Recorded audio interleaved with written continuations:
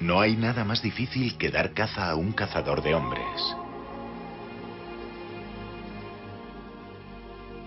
Un asesino en serie es un depredador, pero sus presas son seres humanos. El FBI investiga como mínimo 50 asesinatos en serie al año. Tienen fantasías que les impulsan a la violencia y asesinan una y otra vez. ¿Quién puede convertirse en víctima? Es algo que determina una sola cosa: la mente del asesino en serie.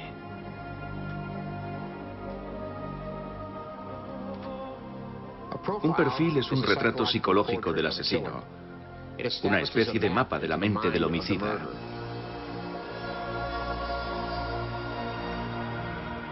Y la cacería se inicia partiendo de ese mapa.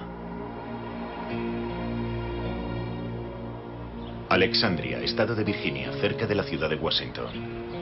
Dos oficiales de policía recuerdan una serie de brutales asesinatos que ocurrieron hace décadas. En el primer caso que tuvimos, el cuerpo apareció en un canal de desagüe.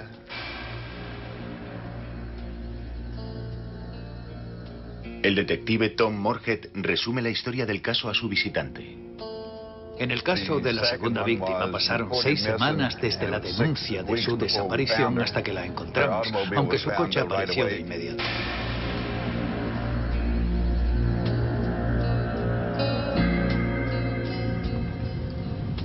El número de víctimas iba en aumento. La número 3 apareció en un arroyo sumergida en el agua.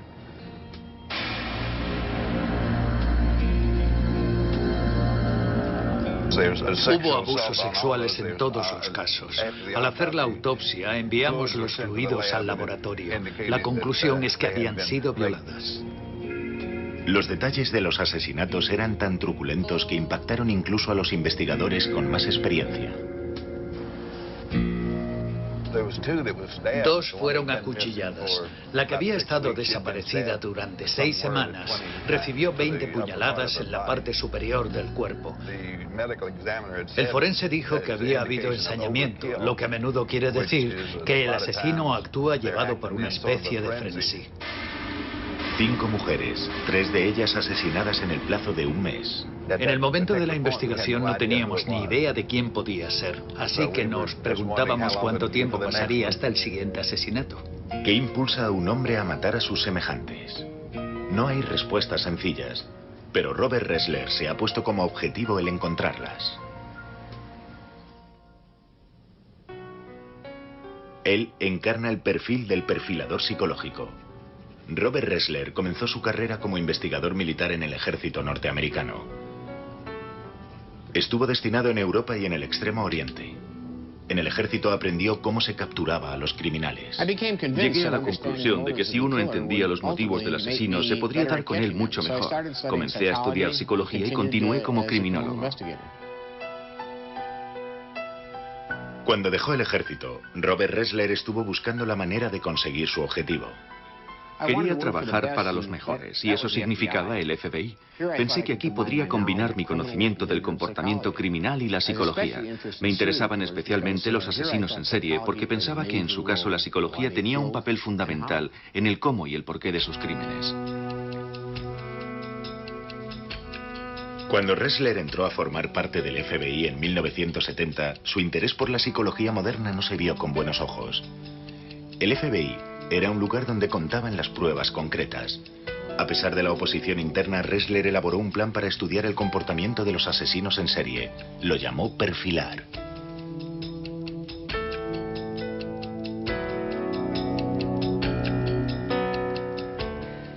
Tuve una comida de trabajo con el por aquel entonces director del FBI, William Webster. Al final de la comida me miró y dijo: señor Ressler, creo que tiene usted una gran idea. Quiero que trabaje con profesores universitarios, con los mejores expertos ajenos al FBI, y quiero que este programa tenga éxito. Así se puso en marcha.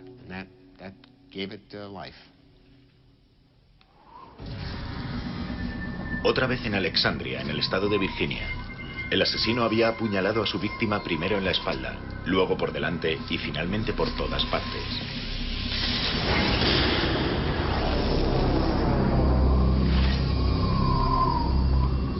En el depósito de cadáveres es donde Robert Ressler busca las pistas.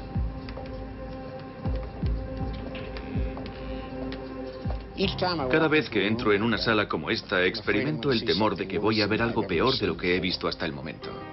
Descubrí desde el principio que hay dos tipos de asesinos en serie, los organizados y los desorganizados. Simplemente observando el lugar del crimen y cómo están los cuerpos, puedo establecer una buena base para elaborar un perfil. El detective Moorhead le explica a Ressler que todas las víctimas fueron encontradas completamente vestidas, pero que sin embargo todas habían sido violadas antes de morir. Si llevan la ropa bien puesta, diría que el asesino les ha ordenado que se vistan ellas mismas. Si la ropa está mal puesta, eso indica que el asesino las vistió después de la muerte. El hecho de que sea de una forma o de otra permite un primer acercamiento a la mente del asesino. Robert Ressler destaca ese revelador detalle. Si el asesino fue capaz de ordenar a las mujeres que se vistieran, delataría a alguien que tenía el control de sus actos, el suficiente como para planear el asesinato. Una mente organizada para el trabajo. Siempre se comienza de esta manera, encontrando un rastro y siguiendo la pista del asesino en serie. La pregunta a responder es, ¿cuál es la fuerza capaz de apoderarse de alguien y empujarle más allá del límite? Robert Ressler ha estado persiguiendo esa maldad desde que cumplió los 9 años. Detenedme antes de que mate otra vez. No puedo controlarme. Palabras garabateadas con un pintalabios en una pared por un asesino desesperado. Chicago, 1946, una ciudad atenazada por el miedo. Las escalofriantes palabras del primer asesino en serie moderno cautivaron el interés de todo el país. 2 mujeres brutalmente asesinadas, encontradas en lugares cuidadosamente pensados. El asesino había llegado incluso a vendar las heridas mortales, como si estuviera avergonzado de lo que había hecho.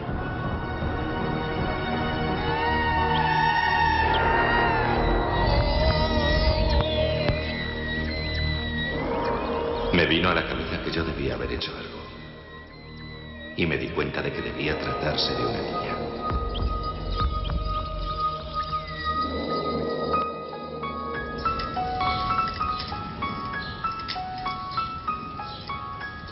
Robert Ressler creció en la zona nordeste de Chicago.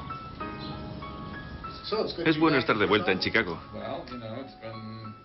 Todavía mantiene contacto con su viejo amigo Philip Koslowski. Juntos recorrieron las calles del barrio cuando eran niños. Era un caluroso y largo verano cuando una serie de asesinatos aberrantes, conocidos como los asesinatos del pintalabios, estremecieron a la ciudad. Los niños sintieron tal curiosidad que formaron su propia agencia de detectives. Su misión, capturar al asesino del pintalabios. La idea surgió de una película que habíamos visto en la que unos niños eran detectives, así que decidimos hacer lo mismo. Le poníamos mucha intriga y misterio. Usábamos barbas falsas y gafas oscuras, sin las que considerábamos que ninguna organización de espionaje que se precie puede pasar.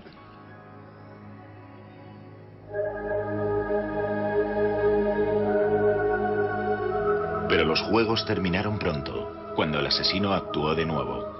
La policía encontró restos humanos flotando en las cloacas de Chicago. La víctima fue identificada. Se trataba de Susan Degnan, de 6 años. La habían raptado de su casa. Había sido asesinada y mutilada. Aquello paralizó a la ciudad de Chicago. Había varios elementos terroríficos. Un niño raptado en su dormitorio en plena noche, restos humanos encontrados en las alcantarillas y, por supuesto, el tipo confesándolo todo. La policía detiene a William Heirens, un estudiante de 17 años. Lo confiesa todo. El asesino del pintalabios tiene ahora un rostro.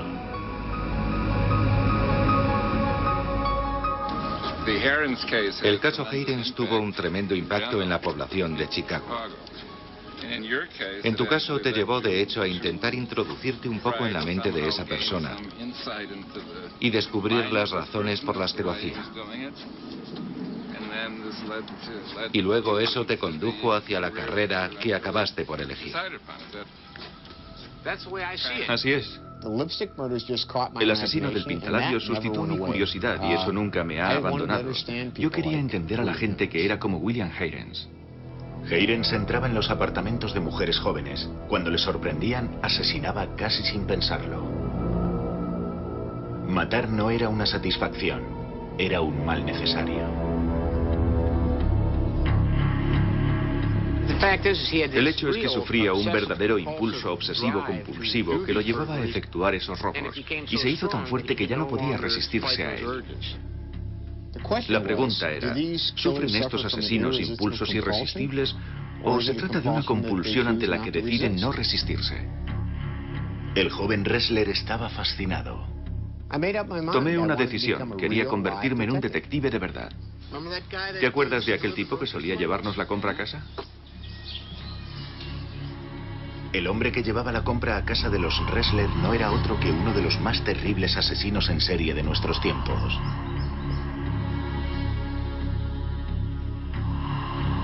John Wayne Gacy, el asesino de la máscara de payaso.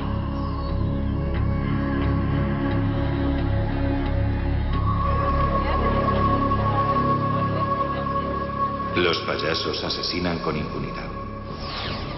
1978. John Wayne Gacy era un ciudadano respetado en la ciudad de Chicago. Durante los fines de semana solía entretener a los niños con un traje casero de payaso. Nadie sabía lo que realmente ocultaba la máscara. Gacy y yo crecimos en el mismo vecindario. Estuvimos juntos en los Boy Scouts. A veces me pregunto cómo terminamos en lados opuestos de la ley. ¿Qué me hizo a mí un policía y a él un asesino? Joe Kosenczak fue el hombre que dio caza a John Wayne Gacy. Tras semanas de vigilancia, el jefe de detectives ordenó un registro de la casa de Gacy. Después de la desaparición de un hombre joven que había estado hablando con Gacy sobre un trabajo en su empresa de construcción, Kosenczak obtuvo una orden judicial para registrar la casa de Gacy. El hueco bajo la casa fue descubierto en realidad por un detective que vio una fisura en los azulejos. Me llamó, nos hicimos con un destornillador y conseguimos abrir la trampilla. En aquel momento no sabíamos que se trataba de una trampilla, pero todo el suelo de ese armario se levantaba. Y entonces vimos que se trataba del acceso a un hueco bajo la casa.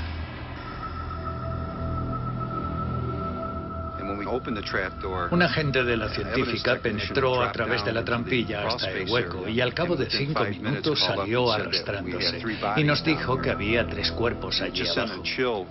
Todos sentimos un escalofrío al pensar que podía haber un número indeterminado de cuerpos. Es algo sobrecogedor.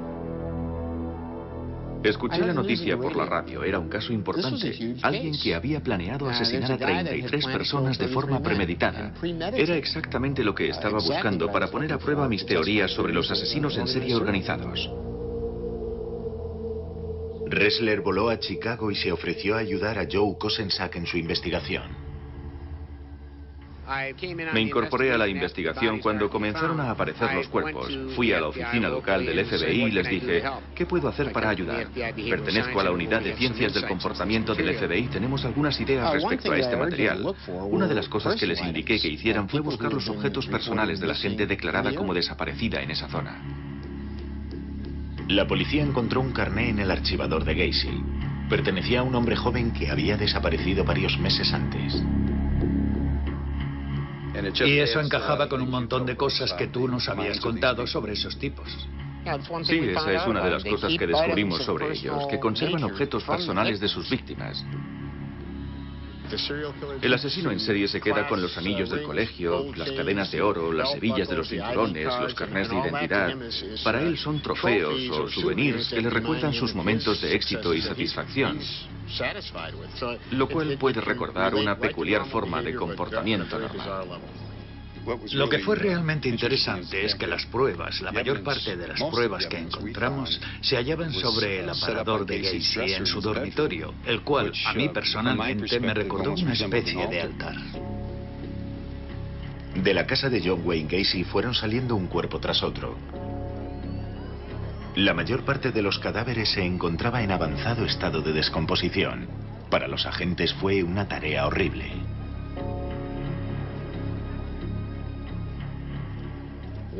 ¿Qué le había hecho a aquellos chicos? Era como encontrarse en mitad de la peor pesadilla. La violencia de los crímenes era simplemente horrenda. Muchos de los policías sufrieron depresión porque nunca habían visto a personas torturadas y asesinadas de esa manera. Tiempo después, mientras estaba celebrando la cena de Nochebuena con mi familia, me vino a la cabeza el pensamiento de que había 33 chicos que jamás volverían a celebrar una Navidad. Y yo estaba con mi familia. Lo que había visto era sencillamente devastador. La casa de Gacy fue completamente desmantelada. Hoy se levanta un nuevo edificio en ese solar. Este es John Wayne Gacy camino de los juzgados. Se convirtió de manera instantánea en el asesino en serie más famoso de Norteamérica.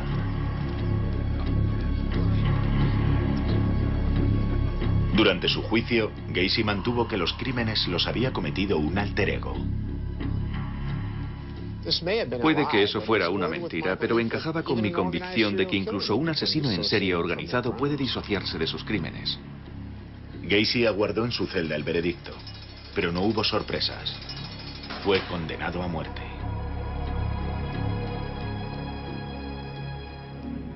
Tras la detención de Gacy, Ressler convenció a sus superiores del FBI de que una serie de entrevistas exhaustivas con asesinos en serie como Gacy resultaría beneficiosa para el programa. Les expliqué que un hombre como Gacy podía darnos mucha información sobre la razón por la que asesina. Se trataba de una oportunidad que no podíamos dejar pasar. Me alegro de que estuvieran de acuerdo.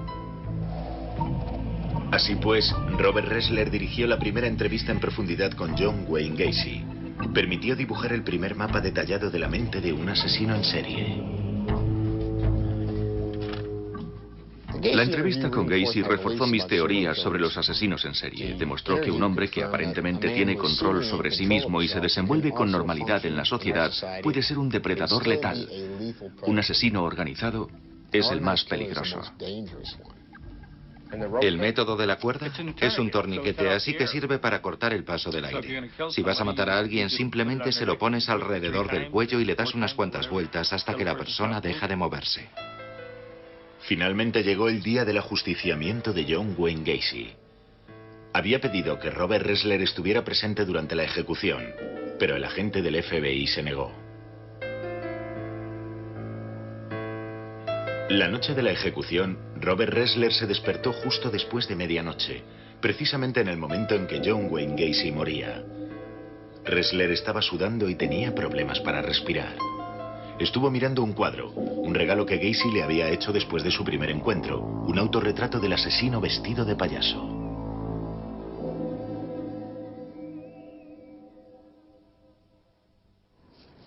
Otra vez en Alexandria, Virginia. El asesino había estrangulado a su siguiente víctima solo con sus manos.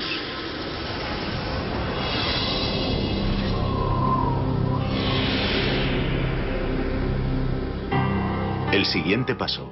Para comenzar a elaborar un perfil del asesino de Alexandria, Ressler busca inspiración en los horrores de los archivos de sus viejos casos. Tienes que ver el lugar sucio y peligroso en el que viven sus mentes. Tienes que pasar mucho tiempo allí. A veces cuesta cerrar la puerta cuando la dejas. Para empezar, Ressler reúne las pruebas que sugieren un denominador común. Las mujeres tienen todas aproximadamente la misma edad y la misma apariencia. Las circunstancias de sus desapariciones son todas similares. El lugar donde se las ha encontrado también es similar. Así pues, hay similitudes con las que podemos trabajar para trazar un perfil.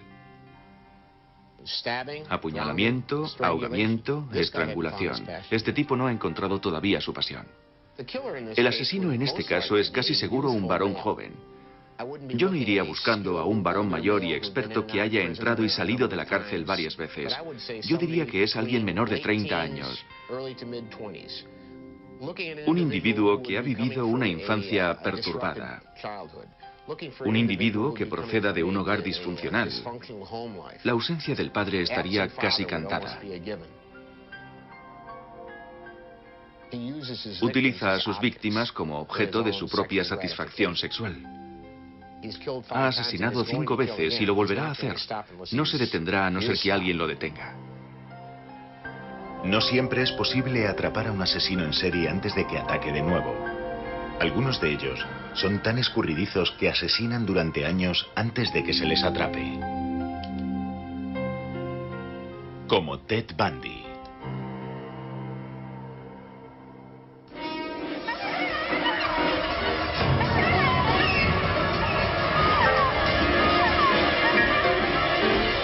Era como salir de un trance o sueño horrible.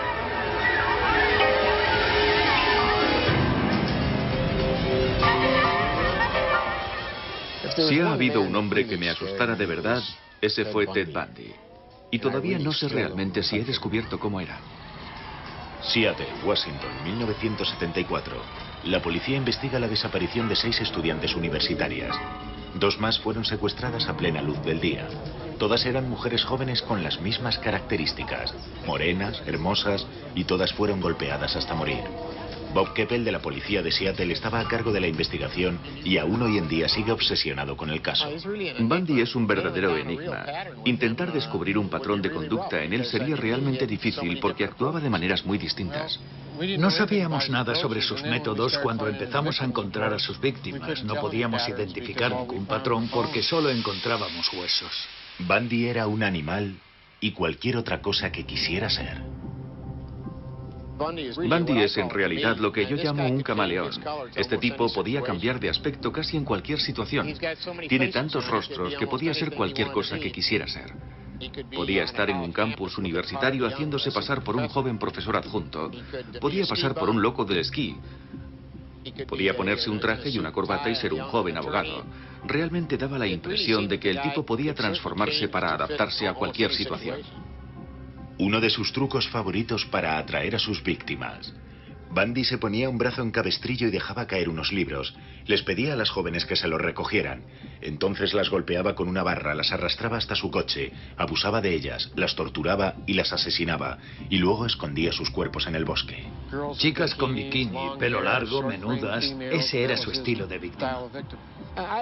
He llegado a tener la sensación de que él mismo era un perfilador experto que había elaborado un perfil de sus víctimas. Daba la impresión de que en un grupo como el que estás describiendo era capaz de elegir a las más vulnerables. La elección de las víctimas nos dice mucho sobre el asesino. Bundy era un paradigma de ese asesino organizado. Necesitaba chicas que se parecieran. Puede que resulte un poco más fácil entender a un asesino como Bundy porque tiene un plan maestro, pero hasta que no conoces ese plan son tan difíciles de pillar como un asesino psicótico. Cuando le pidieron a Ressler que ayudase a diseñar el cartel de Se Busca, tuvo la posibilidad de avisar a las mujeres jóvenes y atractivas que encajaban en el perfil de Bundy. Cuando finalmente detuvieron a Bundy en 1978, Bob Keppel y Robert Ressler fueron de los pocos agentes de seguridad que pudieron interrogarle. Es el tipo de persona en cuya cabeza solo puedes entrar cuando él está preparado para ello. Intentamos ir allí y hablar con él a su nivel o un poco por debajo de su nivel, porque nos avisaron de que si llegábamos a una situación en la que pareciera que estábamos siendo condescendientes, se cerraría del todo. Siempre me asustó que él se metiera más en mi cabeza que yo en la suya. Todavía sigo sin saber con exactitud quién llevaba el control y eso me sigue molestando hoy. Bundy era un maestro en su juego.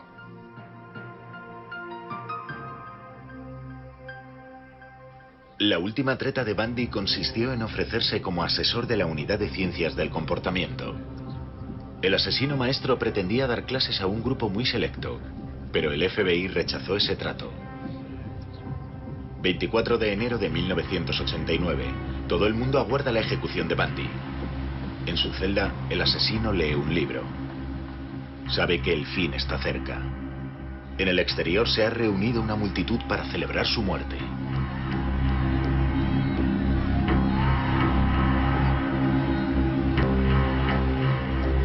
Cuando después de su muerte los guardias limpiaron su celda, encontraron uno de mis libros sobre asesinatos en serie.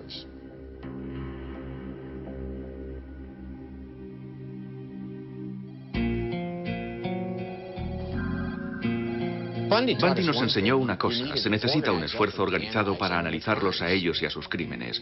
Si hubiésemos dispuesto de un sistema informático con referencias cruzadas, podríamos haber establecido conexiones entre sus crímenes mucho antes, y con mejores perfiles podríamos haber dado con él mucho más rápido. Después de Bundy nos aseguramos de crear una base de datos nacional para que todo eso fuera posible. Después de Bundy, el FBI entendió el valor de los perfiles. Sin un perfil criminal, los investigadores no tienen una idea del tipo de persona que buscan. No conocen la edad, no conocen el sexo, no conocen la raza, no tienen ninguna noción sobre la personalidad del individuo. Antes de la existencia de los perfiles, los agentes buscaban pruebas forenses convencionales: sangre, fibras o huellas dactilares que ayudasen a identificar a un sospechoso. Cuando disponemos de un perfil, se le da al investigador la oportunidad de tomar un atajo y localizar al sospechoso más verosímil, el cual a menudo resulta ser tu asesino. ¿Cómo fue quitarles la vida a esas mujeres? Ella salió del coche y comenzó a correr. Yo salí y eché a correr tras ella. Corrió hasta una carretera en la que había un bosque.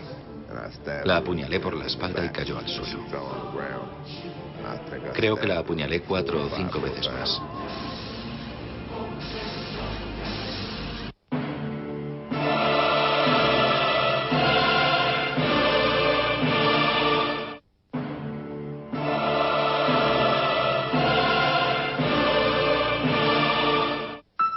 Robert Ressler ha escrito mucho sobre la mente criminal. Su experiencia con los asesinos en serie más famosos configura el núcleo de su forma de elaborar perfiles. Todo se reduce a clasificarlos en organizados y desorganizados. Gacy y Bundy trazaban un plan, sabían cómo satisfacer su impulso para matar y elaboraban un plan en ese sentido. Haydens actuaba por compulsión, no había un plan. Todo esto me enseñó una cosa, que puedes clasificar científicamente a estos monstruos. El investigador busca la tarjeta de visita que el asesino deja en la escena del crimen. Te fijas en la posición del cuerpo, el estado del cuerpo. Buscas rituales o comportamientos rituales en la escena. Buscas una pauta en las heridas. Hay mucha diferencia entre una herida de puñal en el corazón y 50 en el pecho, o la mutilación de alguna parte del cuerpo, cabeza, órganos sexuales, cosas de esa naturaleza. Hay muchos elementos en el escenario de un crimen que brindan pistas directas sobre la personalidad del asesino. Ressler también ha sido asesor de series de televisión y películas. Todos sabemos, gracias al cine y a la televisión, que se nos ve como alguien que lo sabe todo. Llega al escenario del crimen, hace un perfil y caso resuelto. En realidad no funciona así. El perfil es solo una de las herramientas que hay en la caja del investigador. Durante los años que ha pasado en el FBI, Robert Ressler ha dominado esta herramienta como nadie.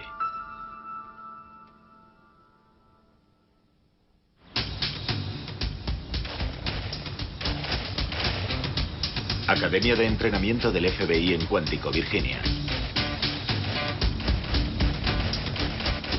Desde 1976, este es el lugar en el que Robert Ressler, John Douglas y otros veteranos de la Unidad de Ciencias del Comportamiento han enseñado a los jóvenes agentes del FBI el arte de elaborar perfiles. Aquí, Ressler ha contribuido a la formación de generaciones de analistas. No somos trabajadores sociales, no somos psicólogos, no somos psiquiatras. Tenemos algunas nociones en este tipo de materias. Ressler fue un pensador muy original en el terreno de la psicología criminal.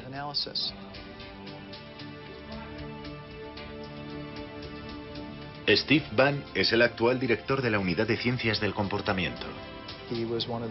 Aportó ideas realmente innovadoras para ayudar a comprender que hay algo diferente en los individuos que son depredadores. Él impulsó los primeros estudios sobre los escenarios del crimen relacionados con los cuerpos de las víctimas. Y contribuyó decisivamente al concepto de perfil tal y como lo conocemos hoy en el FBI. El FBI sigue en deuda con Robert Ressler y su trabajo.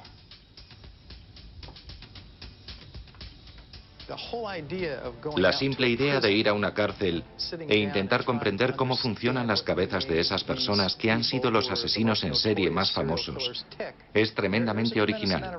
Nadie había hecho ese tipo de trabajo con anterioridad. Aunque en el fondo todo el FBI reconoce que la elaboración de perfiles no es algo completamente nuevo. Los agentes de la policía siempre han elaborado perfiles sin llamarlo de esa manera.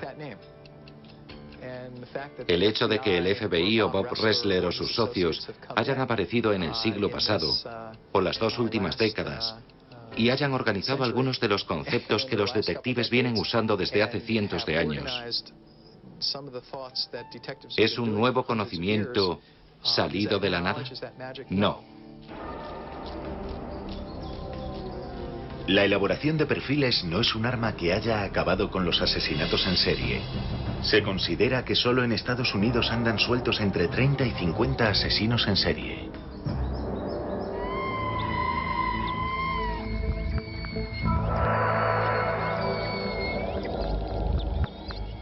Siempre supe la diferencia entre el bien y el mal, pero aún así no pude dejar de actuar.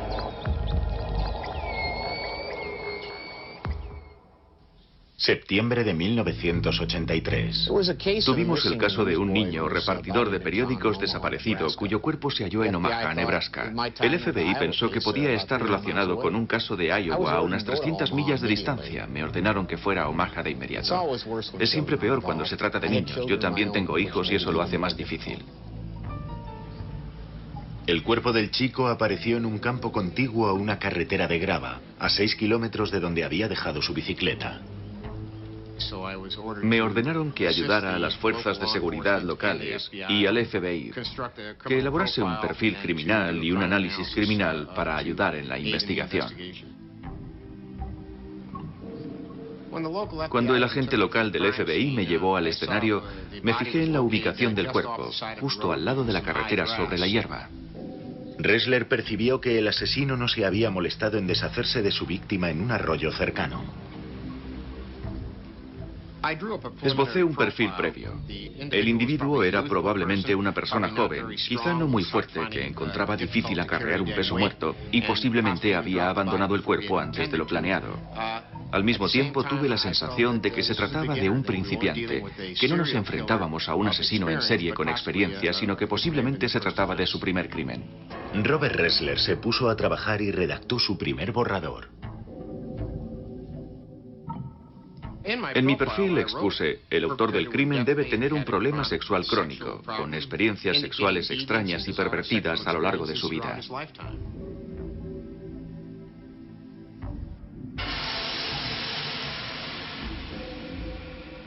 La forma en la que había aparecido el cuerpo del niño le reveló mucho a Robert Ressler sobre el asesino. A pesar de que había una aparente motivación sexual, no había acto sexual, no había indicios de penetración en el joven, su ropa interior estaba intacta. Eso le sugirió a Robert Ressler que el asesino era joven e inexperto en relación al sexo.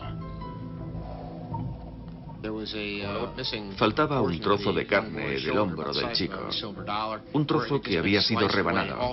También faltaba un pedazo en la pierna. Además de los cortes, la carne desaparecida me indicaba que el asesino podría haber mordido a su víctima, lo cual sería típico de este tipo de crímenes, morder llevado por el frenesí. También tuve la impresión de que nuestro hombre era un lector de revistas de detectives. Al haber recortado las marcas del mordisco, me daba la pista de que este hombre sabía que las huellas dejadas por los dientes pueden ser identificadas por el forense. En diciembre del mismo año, justo antes de Navidad, otro muchacho joven aparece muerto en Omaha. Era otro repartidor de periódicos. El chico había desaparecido durante las primeras horas de la mañana. El proceso de esa desaparición y la posición del cuerpo indicaban claramente que había una conexión con la primera víctima. Tuve la sensación de que mis peores temores cobraban forma. Un asesino en serie andaba suelto.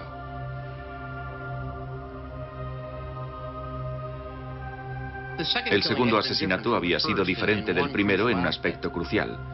El asesino lo había planeado mejor, era más premeditado. Este crimen lo había pensado bien. Obviamente se había recreado cortando y mutilando a la víctima. Todo ello me indicaba que el asesino estaba disfrutando con su labor y que de hecho lo iba a hacer otra vez. Robert Ressler sabía que si quería evitar más asesinatos tenía que elaborar un perfil mejor.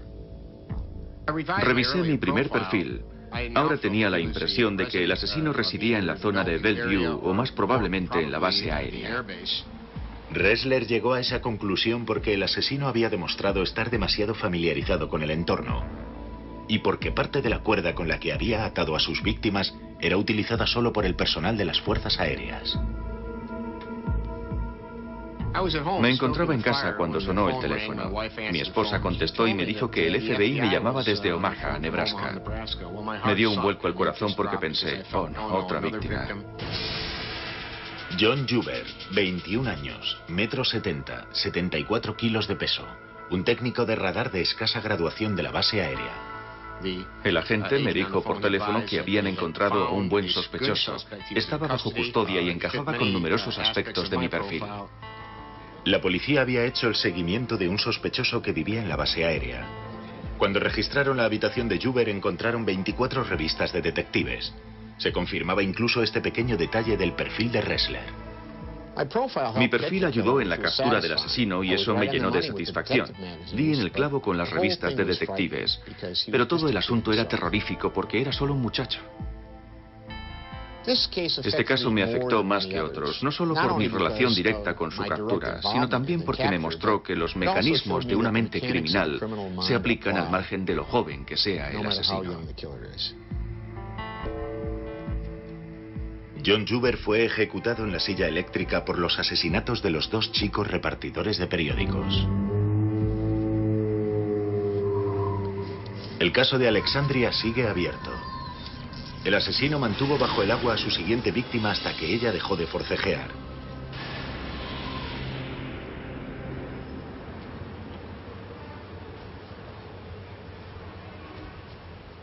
El detective Moorhead y Robert Ressler van de camino hacia el lugar del último crimen.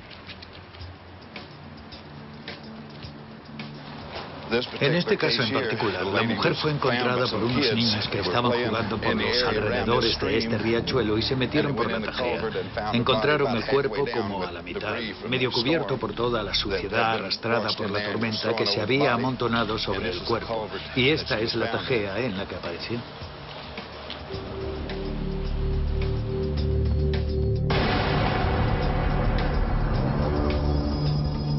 Este es el lugar en el que el asesino acabó con su última víctima. A veces da la sensación de que el asesino sigue aquí. Es escalofriante, es aterrador. A veces me pregunto si no estoy llegando demasiado lejos. Todo estribaba en tener el control absoluto. ¿Por qué y de dónde surgía? No lo sé.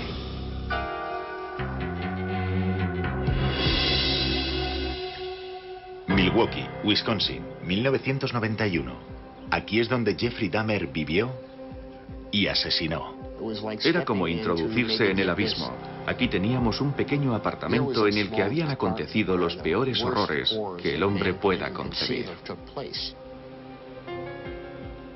El caso de Jeffrey Dahmer me afectó mucho personalmente. Jerry Boyle, su abogado defensor, me pidió que testificara a su favor. Este joven amable y agradable, ¿cómo te explicas algo así? Boyle quería demostrar que Dahmer estaba loco y que asesinaba durante episodios psicóticos. Sentí curiosidad. ¿Existía de hecho un asesino organizado que perdiera el control durante el asesinato? Un joven guió a la policía hasta un apartamento donde dijo que Jeffrey Dahmer le había torturado y que consiguió escapar cuando estaba a punto de matarle. Encontraron, por supuesto, cráneos en su nevera y también hallaron otros restos humanos en un depósito en su dormitorio. También había grandes contenedores de ácido en los que Dahmer disolvía a algunas de sus víctimas. Almacenaba cuerpos en su apartamento. Tenía restos humanos en su dormitorio y en la nevera. Tenía huesos en archivadores. Tenía cabezas y cráneos en recipientes de ácido. Cualquier persona que hubiera entrado en el apartamento en aquel momento y hubiera echado un vistazo se habría aterrorizado creyendo que había entrado en el infierno. El infierno privado creado por un hombre y padecido por sus víctimas. Me sentí muy agradecido ante la oportunidad de entrevistar a Jeffrey Dahmer. Parecía tan normal. Era agradable, no había nada ofensivo en él. Casi sentías una afinidad con él. Y al mismo tiempo lo que te estaba contando era suficiente como para ponerte literalmente los pelos de punta. No estaba obteniendo satisfacción, así que fui más allá. Tenía un taladro eléctrico. Después de drogarlos, les taladraba el cráneo con pequeños agujeros. Cogía una jeringuilla grande de las que se usan en la cocina, la rellenaba con ácido clorhídrico y se la inyectaba en los lóbulos frontales. ¿Y qué efecto producía? No parecía causar ningún efecto. Se despertó a las 2 horas desorientado y quejándose de dolor de cabeza. Así que le di más pastillas para dormir y lo estrangulé. Él creía que haciendo eso podría crear a una persona sin mente pero viva, un objeto sexual complaciente. Me dijo que de esa manera no necesitaría conseguir nuevas víctimas, sino que se quedaría con el zombi sexual. Ahora Ressler comprendía por qué Dahmer tenía que matar una y otra vez. Un ejemplo perfecto del asesino en serie organizado en acción. Hacia el final Dahmer ya no se controlaba. Tan solo aguardaba a la siguiente víctima mientras intentaba deshacerse de la última. Durante el juicio de Jeffrey Dahmer, a Robert Ressler no se le permitió testificar.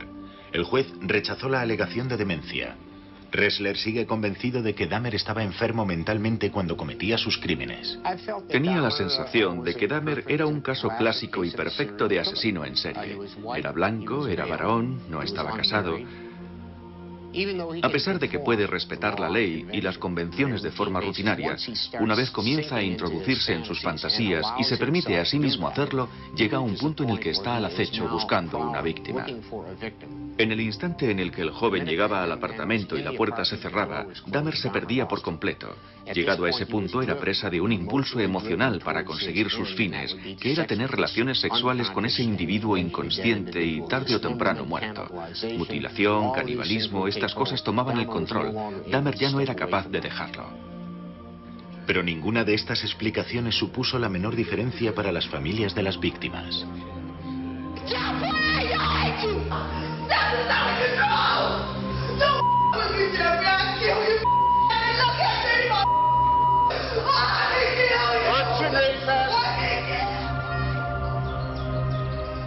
El caso de Jeffrey Dahmer era especial. Me invitó a entrar en su mente y de repente lo inexplicable se volvió explicable. Los Bob Ressler de este mundo, si no tienen cuidado, pueden acabar en un pésimo estado mental. Lo que están intentando hacer como algo bueno puede convertirse en algo malo para ellos, porque puede tener el efecto de cambiar su espíritu mismo, su esencia.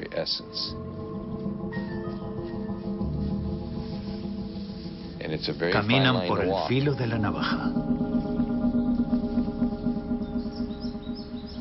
El hogar de Lionel y Shari Dahmer. Robert Ressler sigue manteniendo el contacto con el padre y la madrastra de Jeffrey Dahmer. Yo he educado a 3 hijos. Debe ser algo terrible darse cuenta de que has criado a un monstruo. Al igual que los Dahmer, Robert Ressler todavía está intentando encontrar la respuesta al enigma que supone Jeffrey. Tenía un pequeño círculo de amistades. Participaba en todo tipo de actividades gracias a nuestra insistencia. Fútbol, tiro con arco, los Boy Scouts. También criábamos corderos juntos. El problema fue que era muy tímido e insociable. No hubo ningún signo que nosotros pudiéramos ver.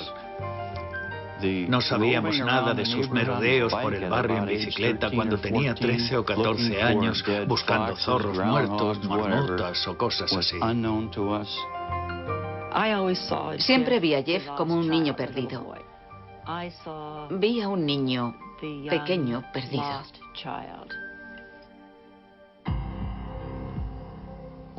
Cuando nos sentamos a hablar, me sorprendió lo rápido que se abrió Jeff Dahmer. Le pregunté por sus emociones cuando todo eso estaba sucediendo, si se sentía enardecido y exaltado. Me dijo que no. Afirmó que actuaba de manera mecánica y que era como si se estuviera viendo a sí mismo y observando lo que sucedía. Eso es un síntoma claro de disociación. La disociación llevada al extremo origina un trastorno de personalidad múltiple. Era como si hubiera dos Jeffs. Uno estaba metido en el horror de todo el asunto y el otro se apartaba y observaba.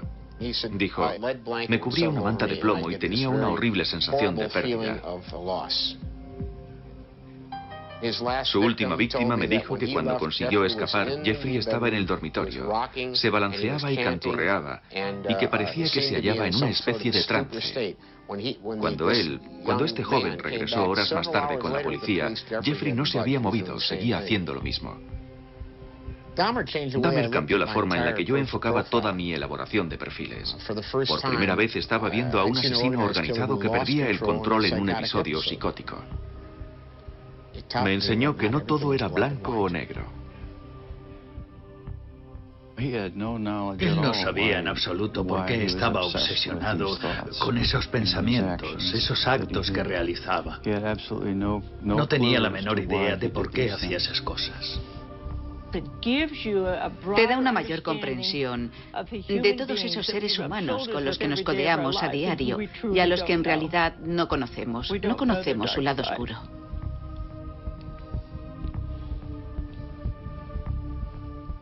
Dolor y confusión. Las víctimas y sus familiares lo conocen bien. Incluso el especialista no es inmune.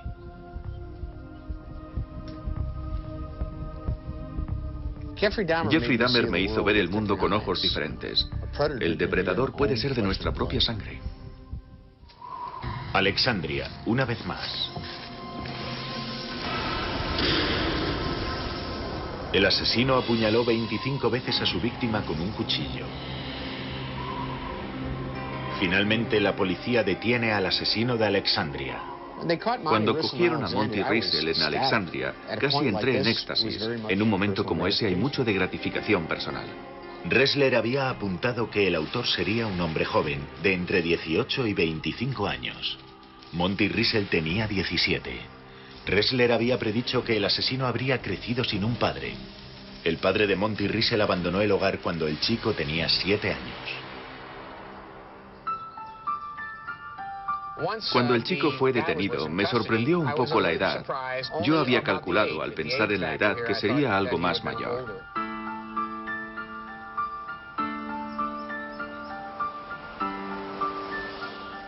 En cierto sentido, esto es el final. Has estado trabajando en algo que ya puedes archivar, pero lo más importante es que ahora tienes la posibilidad de sentarte con el individuo, de hacerle preguntas.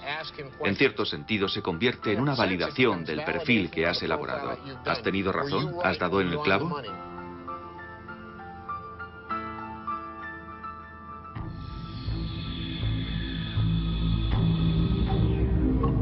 Prisión de máxima seguridad de Dillwyn, en Virginia.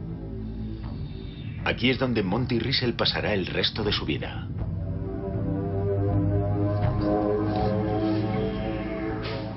Siempre te preguntas, ¿cómo va a ser el encontrarte con un hombre sobre el que ya sabes tantas cosas?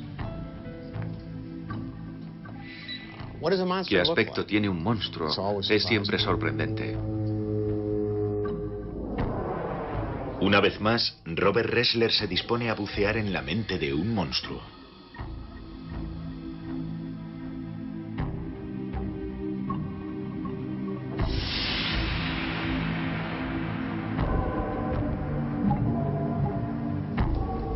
Cara a cara con un asesino en serie. Robert Riesler se introduce en el mundo extraño y distorsionado de Monty Riesel.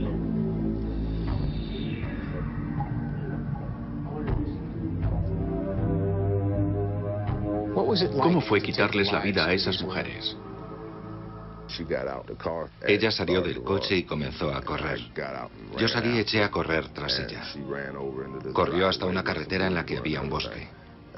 La apuñalé por la espalda y cayó al suelo. Creo que la apuñalé 4 o 5 veces más.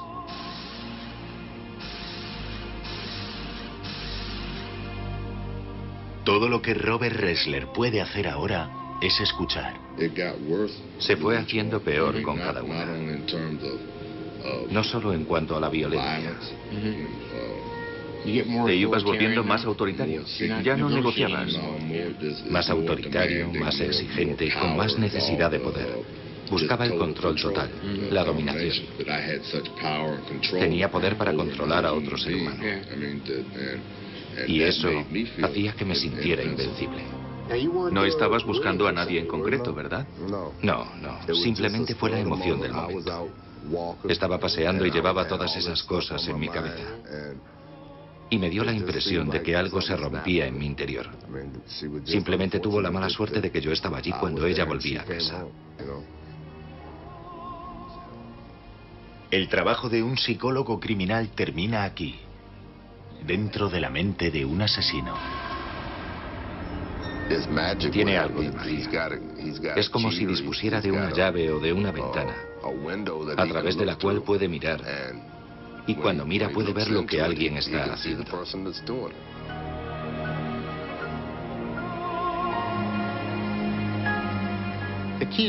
La clave para atrapar a un asesino en serie es situarte en los patrones de pensamiento de ese individuo. Debes pensar como él, tienes que sentir lo que él siente, tienes que seguirle en sus crímenes y terminar por adelantarte a él.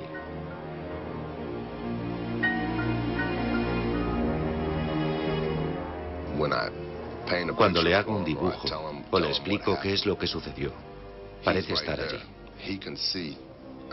Puede visualizar lo que le cuento. Y al hacerlo, se introduce en mi cabeza y puede ver a dónde voy o lo que estoy a punto de hacer.